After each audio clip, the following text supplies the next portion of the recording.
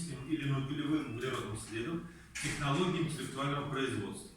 Сейчас в условиях жесткого санкционного давления на первый план выходит вопрос ускоренного формирования технологического суверенитета за счет интенсификации процессов импортоопережения по критически важным компонентам, а также обеспечения технологического рывка в рамках глобальных инженерных задач индустрии 5.0. Именно на решение этих задач направлена наша концепция.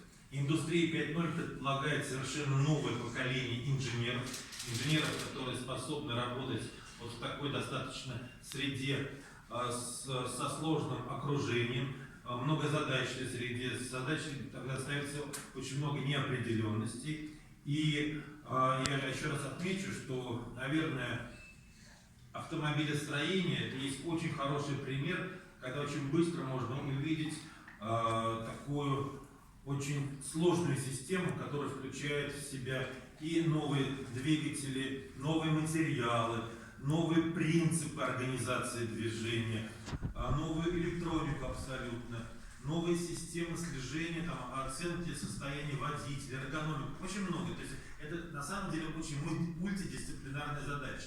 И сегодня требуются инженеры, которые способны решать вот этот комплекс задач. Конечно, это не один человек, это должна быть команда, но в этой команде все должны обладать теми или иными компетенциями, чтобы работать очень слаженно. Подобная фокусировка задач позволит нам к 2025 году отработать, запустить серию технологий производства электрических грузовых автомобилей с отечественными аккумуляторами, и школа представит тиражируемое решение в сфере организации цифровых производств. К 2026 году совместно с индустриальными партнерами обеспечит выпуск беспилотных грузовиков и первые промышленные решения по водородным топливным элементам. А к 30 году в далекой перспективе предложит эффективную оригинальную отечественную технологию изготовления и эксплуатации водородных двигателей и батарей.